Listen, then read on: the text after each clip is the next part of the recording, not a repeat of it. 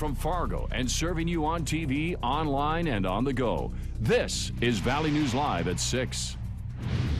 We begin tonight with breaking news. Good evening, everyone. Thanks for joining us. Stephanie is off. There's word tonight that a 9-year-old boy from McLeod, North Dakota is dead, the victim of an ATV crash. Investigators say it happened around 10 this morning on the south side of the Grand Forks Air Force Base. They say he was driving a four-wheeler in the area of a construction project where his father was working. The boy lost control and rolled the ATV. His name is not being released. He died at All True Hospital in Grand Forks. He was not wearing a helmet. I thought someone stole my card and I was really freaked out because that's not good. If you shop at one popular clothing store, you're going to have to check out your bank account for a possible major billing error. Forever 21 admits to Valley News Live that they have discovered what they call a processing issue that they're trying to correct. We first heard about it from a woman who called our whistleblower hotline after she shopped at Forever 21 and noticed more than $100 of extra charges. Valley News Team's crime and safety reporter Nicole Johnson shows us what happened and what you can do to get your money back. Of course, I'm going to be the one person that this happens to. While shopping with friends, Summer Petricht bought the shirt she's wearing on Saturday for $20 at Forever 21. For some reason on Saturday, everything went wrong. I went to eat out and my card was declined when I went to pay. And then I asked my mom to check my bank statements and there was an extra charge for like $100 extra on there. Petrick, the friend she was shopping with, and others we spoke to found an extra charge on their bank account like this, coming from the Forever 21 in Miami Beach, Florida. The lady said that since I physically didn't walk into the store, there was nothing they could do about it because it wasn't physically charged there. But I wasn't in Florida. Around the country, commenters on Forever 21's Facebook page say they're upset with the way customer service handled the situation after finding the error. Yeah, my mom is really upset too because $100 is a lot of extra money, especially when you're in college. You can't afford to lose that. Forever 21 wouldn't do an interview with us, but gave us a statement saying the processing error happened on Sunday, causing certain customers to be charged too much, and say they're working to reverse them. They claim no personal data has been compromised. My lady at the bank said that since it was through the system at Forever 21, I don't need to cancel my card. So my friends canceled their cards, but since there is no reason to cancel the card, no one has my card number, I don't need to cancel it. Although Forever 21 is telling customers to take a close look at their bank accounts, and if they see something suspicious, call their bank. Nicole Johnson, Valley News Live. Forever 21 also tells Valley News Live they will answer any questions or concerns on a hotline that's set up the processing company First Data. The number is at the bottom of your screen and on valleynewslive.com. Go there and click on the hot button. If you need help uncovering fraud or corruption in your community, call our whistleblower hotline, 701-237-6576. Do so and leave your tip. A member of our investigative team will get on the case. West Fargo's police chief Mike Wrighton says it's possible there may not be a suspect in the Owen Scody case. He says he hopes that they will find who's responsible for the murder, but they can't start the investigation until they receive the full autopsy report, adding that it's possible to not have a suspect and for charges to not even be filed. Owen Scody died after being found unresponsive at a West Fargo daycare. A preliminary autopsy report shows the baby died of blunt force head trauma. The medical examiner ruled the death was a homicide.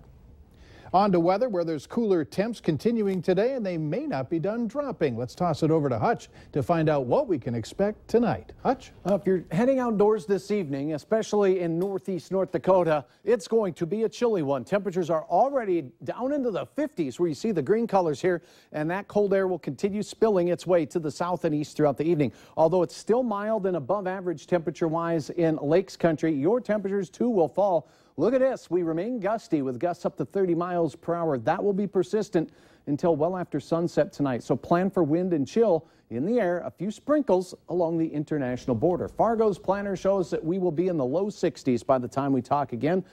And Valley News Live at 10 o'clock, maybe even in the upper 50s. Frost for some in the forecast. I thought I'd sneak that in there. I'll tell you all about it and who will have the best chance coming up here in just a few moments. That was sneaky, all right. Thanks.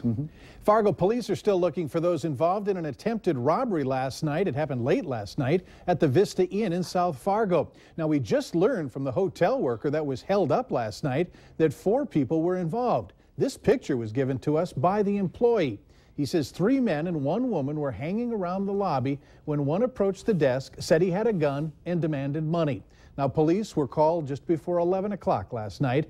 Officers say the suspects left without any money, and they think a car maybe have been waiting outside. Police described the man who approached the hotel worker as a black man in his late teens or early 20s who was wearing a gray shirt and white shorts. 5 people have been arrested. Investigators have seized a large amount of meth, all surrounding a 2-month drug investigation across southeastern Minnesota. The bust happened yesterday when officers from multiple agencies stopped 3 vehicles in Rochester. They found 10 pounds of meth inside the vehicles.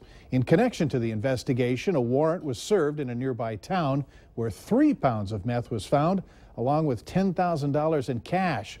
A third and final warrant was seized where officers discovered 6 more pounds of meth, $8,000 in cash, and a 6-month-old child in the same room as the drugs.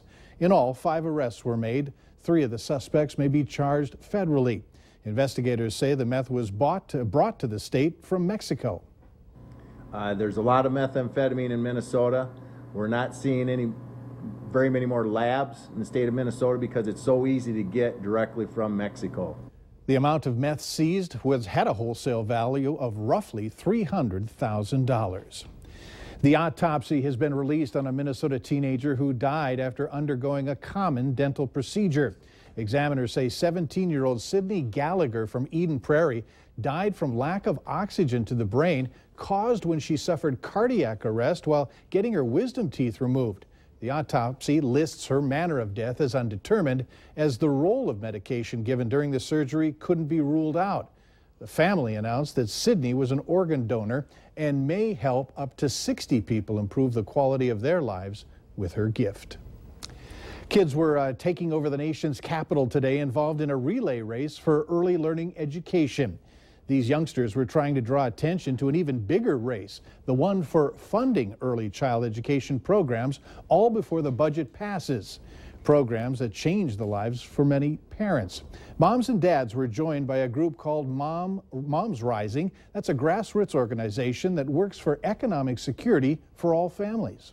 Many families are trying to struggle with the costs of childcare, which in many states exceeds the cost of college. With the budget deadline nearing, members of Congress will soon have to make a decision on what cuts to make. It's an opportunity for you and your family to experience the benefits of volunteering. An event called Meet the Mission is underway right now at the Northlands Rescue Mission in Grand Forks.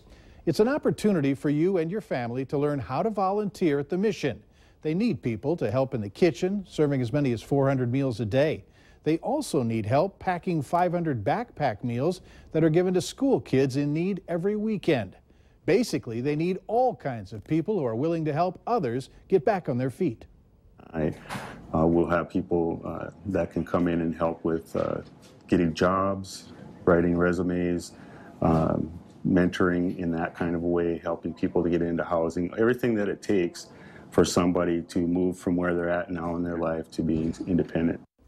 The Meet the Mission event runs until 7 o'clock tonight. Everyone is invited to stop by, look around, and learn how you can help. You can even get a free brat. Well, it has consumed hours of debate in the nation's capital. And today in Moorhead, the term immigration took on a new meaning for some. 70 people became American citizens at MSUM.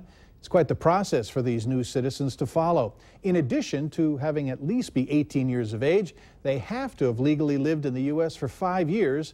They have to be able to speak, read, write, and understand English. And they also have to know about government and history. Last year, nationwide, more than 650,000 people became naturalized citizens. Congratulations. Later on Valley News Live at 6, tailgaters, this is for you. Some information to help you enjoy your upcoming Saturday morning. And it looks like we'll have some chilly weather heading our way from our neighbors to the north. I'll have details on how cold it gets coming up right after this.